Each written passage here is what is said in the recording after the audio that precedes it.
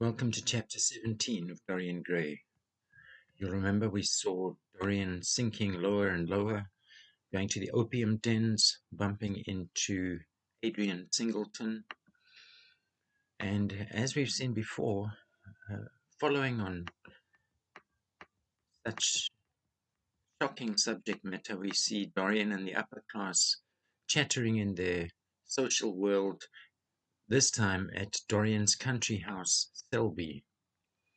I've skipped a lot of the polite chitter-chatter. Of course, we also saw last time a James Vane resurfacing at that opium den. I've skipped a lot of the chitter-chatter here until the dramatic climax of this chapter. A week later, Dorian Gray was sitting in the conservatory at Selby Royal, talking to the pretty Duchess of Monmouth, who with her husband, a jaded-looking man of 60, was among his guests. Jaded, world-weary, tired. Old Lord Henry's at Selby with the rest of the gang. On a peach-coloured divan sat Lady Narborough, pretending to listen to the Duke's description of the last Brazilian beetle that he had added to his collection. She's pretending to listen, and the subject matter's saying something about, once again, the lifestyle of the aristocratic British in the Victorian time. Here, Lord Henry's talking about names. Names are everything. I never quarrel with actions. My one quarrel is with words. That is the reason I hate vulgar realism in literature. The man who could call a spade should be compelled to use one. It is the only thing he is fit for. And Dorian calls Lord Henry. He says, his name is Prince Paradox, said Dorian. I recognize him in a flash, exclaimed the Duchess. I won't hear of it, laughed Lord Henry. From a label there's no escape. I refuse the title.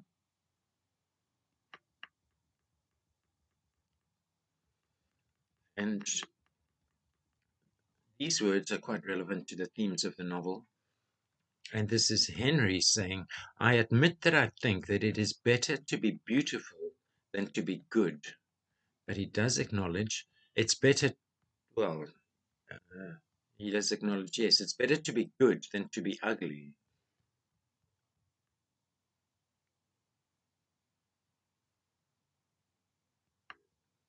And this must be Lord Henry. Who's he talking about? Our countrymen, the British. They balance stupidity by wealth and vice by hypocrisy. So again, the theme that comes out here is the civilized veneer or outer layer covers up deep vice, sin by the populace, by the general population. I don't even think this is applying to one class or the other.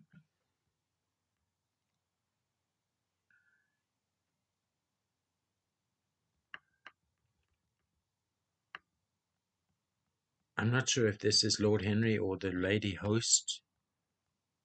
Of course, Dorian is the host. One of the lady guests. I mean, our host is a delightful topic. Years ago, he was christened Prince Charming. Oh, don't remind me of that, cried Dorian Gray. Of course, we heard that word just recently in the opium den. At the bar, the lady customer called him, she mentioned the name Prince Charming, and it was James Vane who picked up that word, and that's why he followed Dorian outside. Was Dorian got away by showing his youthful face. So maybe that's why he doesn't want to be reminded of this name, Prince Charming.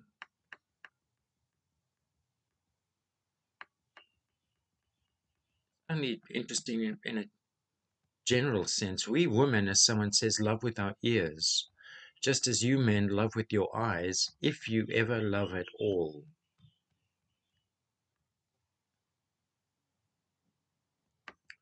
Dorian says he always agrees with Harry, even when he is wrong. Harry is never wrong, Duchess. Because those words are ironic in the context of the novel as a whole. Harry's advice to Dorian turns out to be very wrong. Does his philosophy make you happy? Of course, his philosophy of hedonism.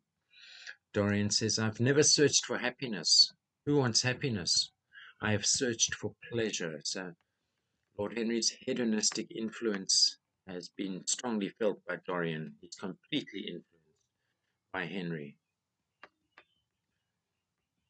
Lord Henry is, I think, speaking to his cousin and says, speaking about the Trojan War, I'm on the side of the Trojans. They fought for a woman. They were defeated. There are worse things than capture, he answered. So that's Lord Henry there.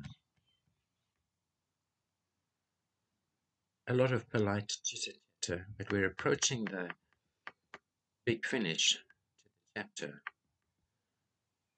So yeah, Dorian Gray's gone out of the room, and then Lord Henry's talking, and he's hardly finished the sentence before, from the far end of the conservatory, came a stifled groan, followed by the dull sound of a heavy fall. Everybody started up. The Duchess stood motionless in horror, and with fear in his eyes, Lord Henry rushed through the flapping palms to find Dorian Gray lying face downwards on the tiled floor in a death-like swoon, a faint. He was carried at once into the blue drawing-room and laid upon one of the sofas. After a short time he came to himself, his consciousness revived, and he looked around with a dazed expression. What has happened? He asked. Oh, I remember. Am I safe here, Harry? He began to tremble. My dear Dorian, answered Lord Henry, you merely fainted. That was all.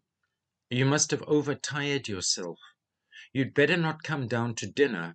I will take your place. No, I'll come down. It seems to me that Dorian there is afraid of being alone in the house. Why? You'll find out in a second, he said, struggling to his feet. I would rather come down. I must not be alone. He's scared of being alone. Why? The last paragraph gives it to us. He went to his room and dressed. There was a wild recklessness of gaiety in his manner as he sat at table. It says, he sits at dinner in a very chirpy, happy mood, but there's something wild about it, something desperate. We're going to find out why.